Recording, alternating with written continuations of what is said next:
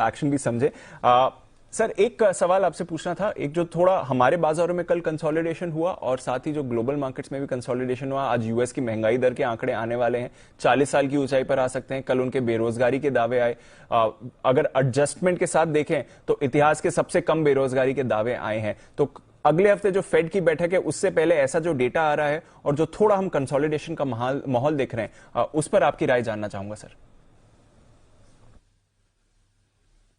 दीप, देखिए, अब हम साल के अंत की तरफ पहुंच रहे हैं और जनरली 15 दिसंबर के बाद आमतौर पर एफआईज की तरफ से छुट्टियों का मूड बनने लगता है, राइट। और बड़े ट्रेड्स ग्लोबल मार्केट्स में कम होने लगते हैं और साल के आखिरी हफ्ते में तो लगभग सारे ग्लोबल मार्केट्स पूरी तरह से कम वॉल्यूम पर ट्रेड करते हैं, छुट्टियों के माहौल में ट्रेड करते हैं। थोड़ा सा फर्क ये हुआ कि अब टेक्नोलॉजी की वजह से आप कहीं भी जाएं, जैसे मैं भी यहाँ उदयपुर में हूँ, तो लेकिन लैपटॉप अगर आपके पास है तो आप कहीं से भी काम कर सकते हैं, शो कर सकते हैं, या फिर अगर आप एफआईज हैं तो आप अपने पोर्टफोलियो को देख सकते हैं, एक्शन ले सकते हैं। तो वो थोड़ा सा बढ़ा जरूर है, लेकिन फिर भी एक अच्छी तेजी के बाद अब नए ट्रिगर्स की तलाश है।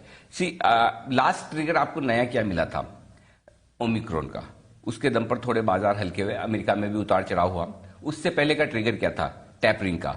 अब नेक्स्ट क्या है पता नहीं। जब तक आपके पास नया ट्रिगर नहीं है तो अब आप यहां पर थोड़ा सा टाइम पास करने की कोशिश करेंगे, रेंज बाउंड रहेंगे, और वही होता हुआ दिख रहा है हमारे बाजारों में भी और ग्लोबल मार्केट्स में भी। तो मेरे ख्याल से ग्लोबल मार्केट्स थोड़ा समय बिताने की कोशिश करेंगे। बड़ी तेजी या बड़ी मंदी दोनों ही अमेरिकी बाजारों में या कहीं और फिलहाल होती भी नहीं दिख रही, अनलेस की कोई आउट ऑफ सिलेबस ऐसी चीज आ जाए जो आपको हमें पता नहीं है, तब तो एक अलग बात है। अब आइए हमारे बाजारों में।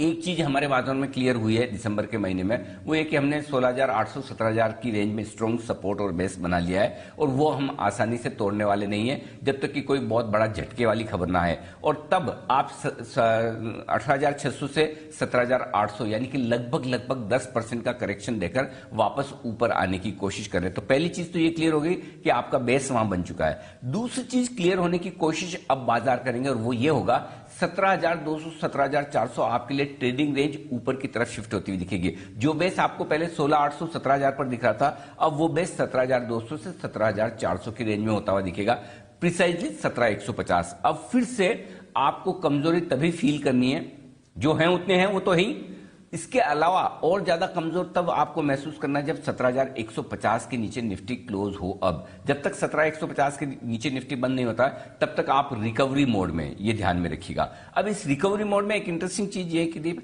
आपको क्लोजिंग चाहिए 17,600 के ऊपर की। 17,600 650 के ऊपर की क्लोजिंग मिल जाए तो कहने क्या। इसके ऊपर क्लोजिंग मिलने के बाद आप है ना और मजबूती की तरफ बढ़ेंगे, तब 18,000 की तरफ जाने की कोशिश करेंगे।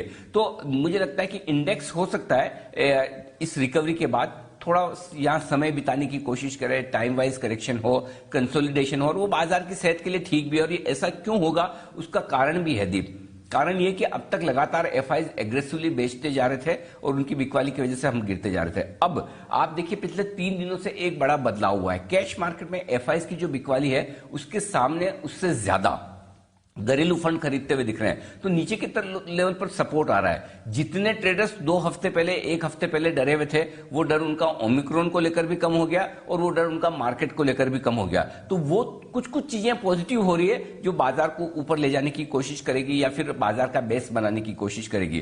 कुछ चीजें ऐसी है जिन पर अब भी बाजार को बहुत ज्यादा कॉन्फिडेंस नहीं है, तो उस लिहाज से बाजार ऊपर की तरफ अटक भी रहे। तो मुझे लगता है कि इंडेक्स टाइम पास करे, समय बिताए, यहीं पर है, कोई फर्क नहीं पड़ता, कोई हर्ज नहीं है। और ऐसा ही मार्केट आपको चाहिए, स्पेशली मिड कैप और स्मॉल कैप शेयरों के लिए। तो मेरा यह मानना है अब अगले 15 दिन आपको पूरी तरह से फोकस मिड कैप और स्मॉल कैप शेयरों पर करना चाहिए और वहां पर आपके भरपूर मौके होंगे। आपको क्या चाहिए? इंडेक्स जरूरत से ज्यादा गिरना और कमजोर होना, कोई नया ट्रिगर खराबी का आए ना, और उसके बाद भले ही इंडेक्स 17,600 17,700 800 पर आकर रुक जाए, अटक जाए, इसके ऊपर ना जाए, 17,200 के ऊपर बना रहे, 300-400 पॉइंट की रेंज में कभी 100-200 ऊपर कभी 100-200 नीचे रहे, कोई फर्क नहीं पड़ता दीप।